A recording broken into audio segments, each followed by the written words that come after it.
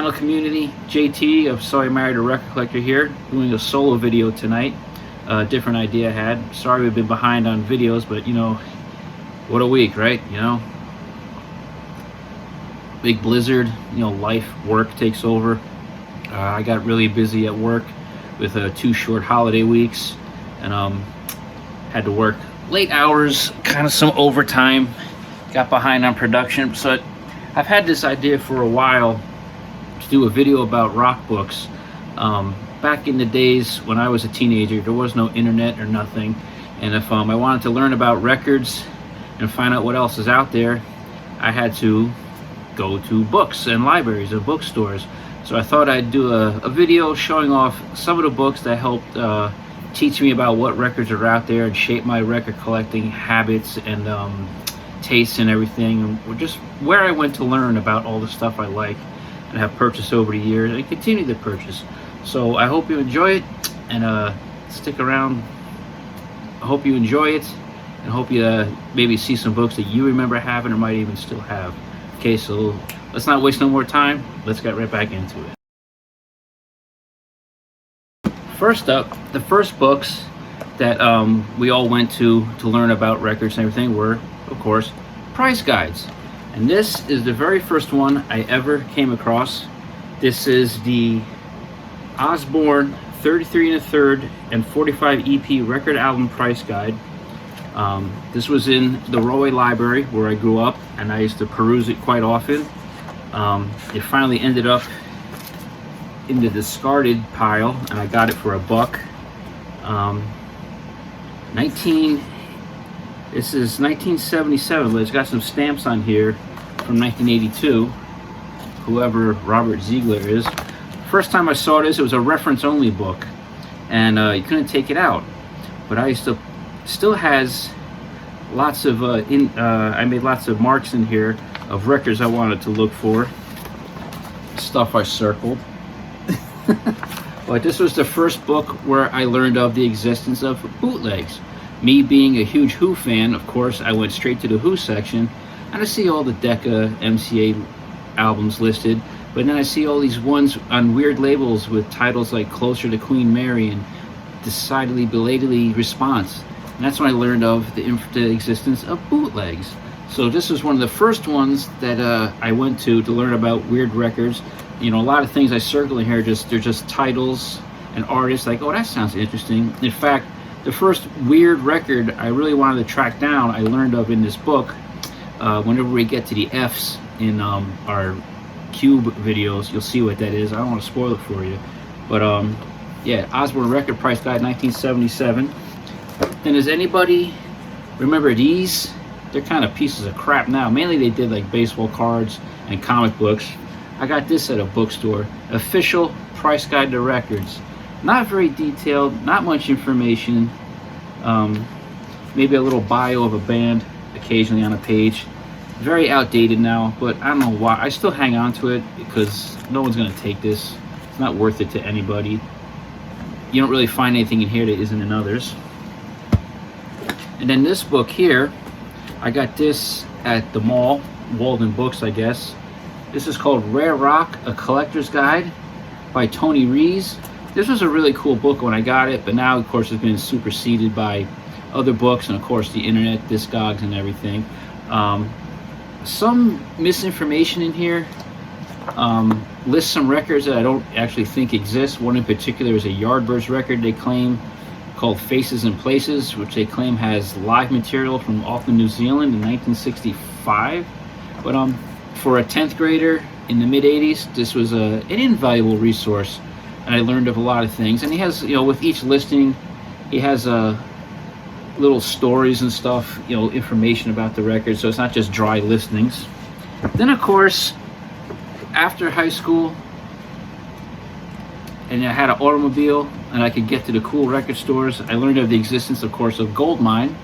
And this is my first price guide. I think this might be the first one they ever published. This is another one where I highlighted things I wanted to look for over the years. I can't find a page right now, but this is where we used to go to learn about things and get prices. Not that I'm that much of a guy who worries about how much his records are worth. Sometimes I do, sometimes I don't. It means more in here. Yeah, so the Goldmine price guide.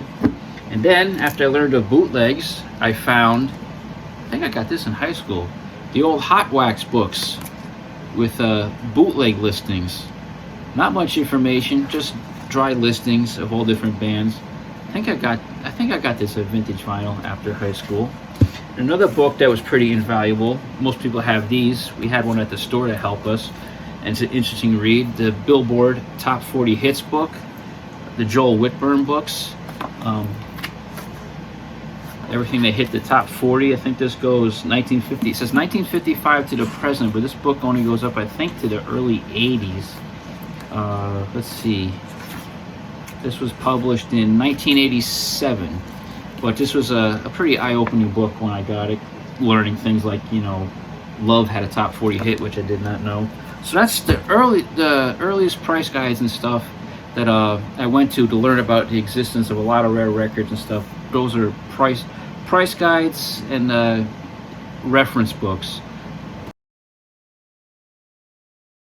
Next up, books about records. Well, this person really isn't about records in general, but rock and roll in general.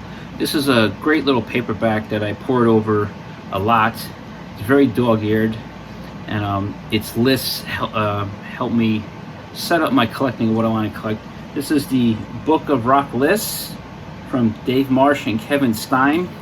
I really like it because it has lists that make you like the 25 best instrumentals, 25 pre-punk records, and help you set out what to look for and what to learn from that. Greatest British Invasion bands. Poured over this one a lot, you know. 10 most violent stage acts, weirdest concert bills. Just a really fun, interesting record book. Artists with the most number ones, most boring classic albums. That was always a good one.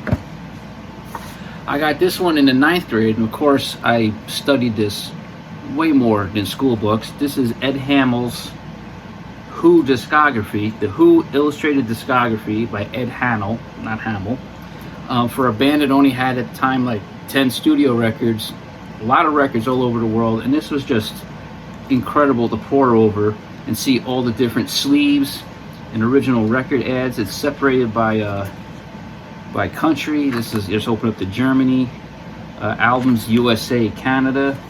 Oh, there's some paperwork in here. Oh yeah, I got this through the Who fan club that was in Princeton Junction, New Jersey. Original order form. Pretty neat paper ephemera. Yeah, this says it's the revised edition, so I don't know. But this really taught me a lot about international Who releases, bootlegs, appearances of the band members on other records, stuff like that. Pretty and just great.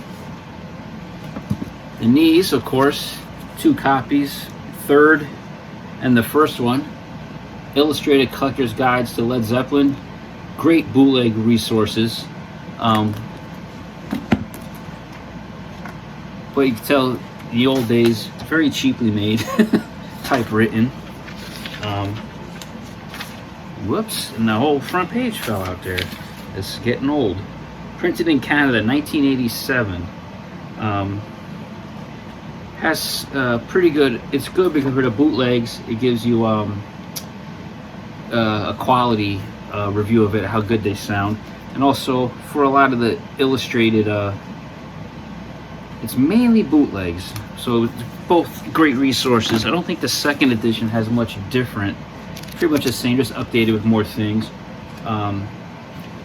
But this time, the guy who put it out got a computer, like a dot matrix. Good for sessionography of their appearances before Led Zeppelin and after. For the psychedelic records, I found this after high school. The Acid Trip, the complete guide to psychedelic music. Got this after high school. This is from 1988-9 probably. Came out. Kind of like an oversized fanzine in a way. Splits it up through American and English records. Learned of a lot of obscurities in here. Some cool color interest there. Learned of the nuggets and pebbles comps through this. It is kind of like an overglorified fanzine, but very valuable. It's a UK book, published by some. Oh yeah, this is a Vernon Johnson book. So this was one of his earliest books before he went online, which then got taken offline. And these came later in the 90s. Maybe some of you guys know these books. The Incredible Strange Music books, which are great if you're looking for exotica, lounge, and other weird records, which I like to buy. These are great. I don't know if they're still in print. You can probably find them on eBay cheap. This is volume 1, and you have volume 2. And it's cool that a lot of records in here I have purchased over the years, and I see in thrift shops all the time. Great interviews with other collectors too. And this is great, by Brett Milano, Vinyl Junkie, which is all about different record collectors and all the psychology behind collecting, all kinds of great stories. This is a great read if you want to pick this up. This came out, I think, in the late 90s. That's when I got it, because no, 2003 I got this. I think it was a hardcover first. Great book if you want to check this out. If you're a record collector, you'll love this. Next are rock biographies, the very first ones I ever got. Some of the very first serious biographies of bands that came out in the 80s that taught me a lot about the history of my favorite bands. First up, I think we all own this. This is Hammer of the Gods, the Led Zeppelin saga by Stephen Davis, the first serious Zeppelin biography, and kind of a lurid tell-all, because I think it's the first place the infamous Mudshark incident is documented. And kind of a Hollywood Babylon type book. Not really liked by the members of Led Zeppelin, the remaining members. I've seen an interview with Robert Plant says he doesn't even remember this guy.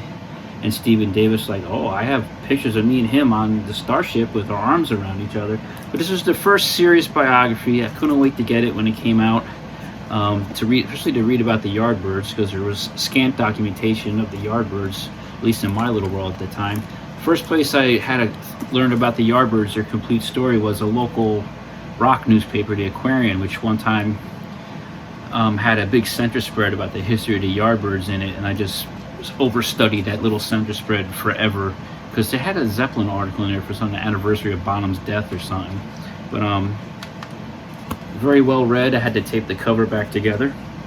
And this one, I got this in the 8th grade, and as you can tell, I read the shit out of this because it's falling apart. Before I Get Old, The Story of the Who by Dave Marsh.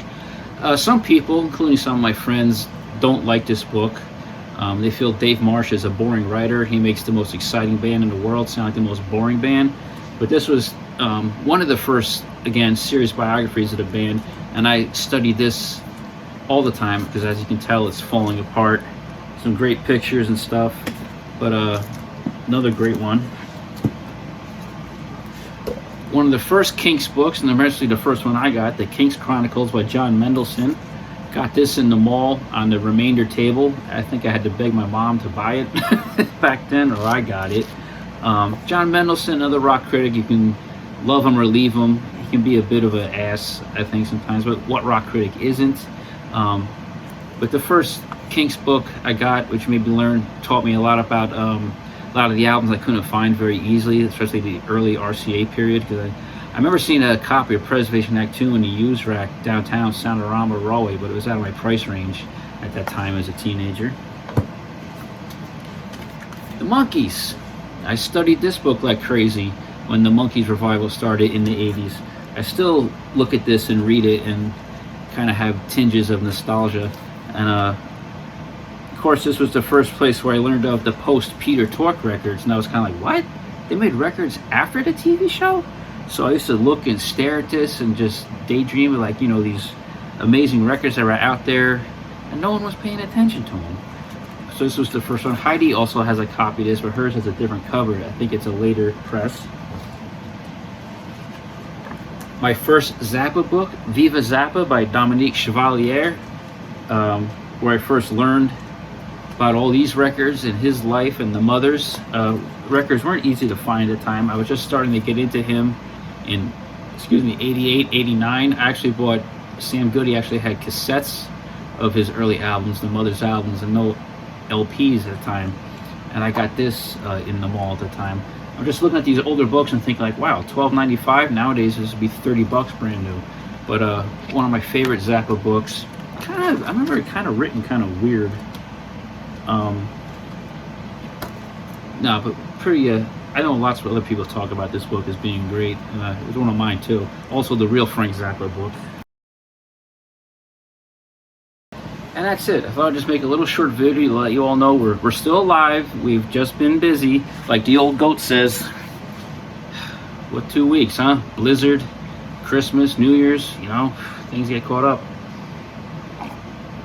Gotta have a little drink. Oh, medicine teeny boppers. Anyway, I hope you guys are doing good. We'll be back soon, hopefully making videos, showing off our latest records, going through the cubes.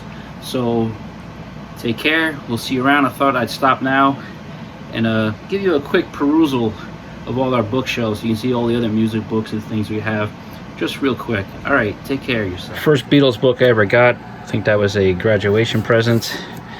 Kind of a musicology book. And we have solo Beatles. No Ringo book. I think there's only one Ringo book out there. And some random more Beatles books for all you Beatle guys. We're not that big of Beatles fans. We are, but not like others.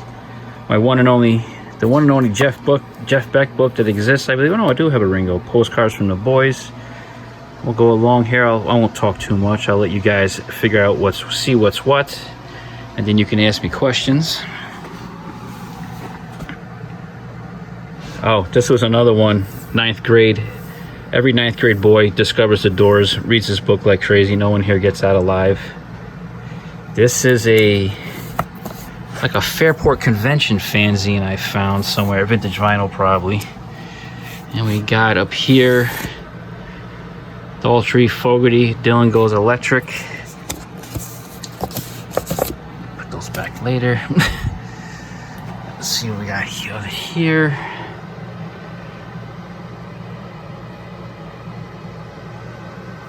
And this here is Nadia Holder's memoir, Who's Crazy Now? Of course, one of our favorites, all the Kinks books. Dave has a new book out we have to get. We're moving into Led Zeppelin territory here.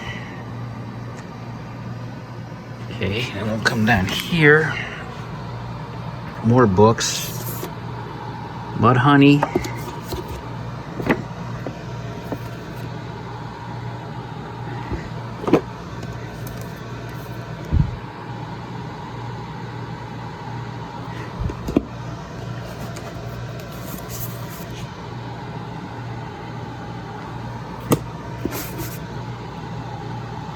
And we'll get down here, let you see. Yes, we have 2 copies of Mickey's book because Heidi's is autographed.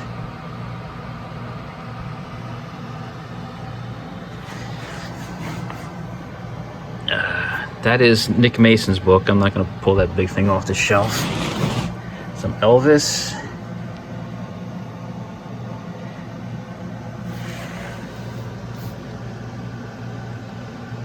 All my Stones books.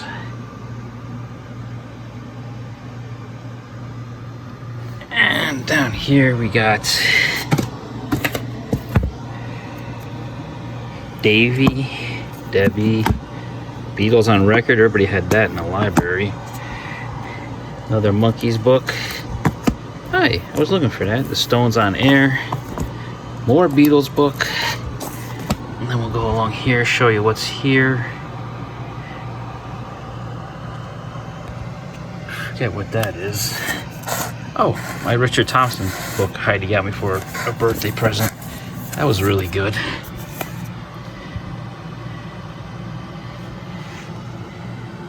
My Who books. That's Entwistle's Biography sticking out top there. And you got other, and that's the Who books. We'll go up to the next bookshelf next. Alright, from the taller bookcase, Yardbirds and Zappa books. Oh, that one sticking out there is Neil Young's book about his cars, I believe. Yeah, Special Deluxe. And we got these. This is where we come into like the collections. That's Jim McCarty's book up there. And we got random books here. That's a book about punk. London's Burning. Great books. And then down there. And then up here, bit of a mess because I can't fit everything in here. Around the World in 80 Record Stores. Air Castle of the South because I like to read about radio stations. There's Dominic Priori's great book, Ride on Sunset Strip. John Savage's great 1966. Of course, the Richie Unterberger books. Got 2 copies We Never Learned. I bought one and a friend gifted it to me. Waking Up in New York City is a John Lennon. No, that's not the John Lennon. That's a punk book. I'm choosing that as something else. Those neat little 33 1/3 books of some of our favorite records. You get through there. And then, down here, price guides I showed you. Some more radio books. And that's it for music. So guys, I hope you enjoyed this video, and we'll hope to see you soon next time with more vinyl community videos going through my collection and showing our new purchases. Take care.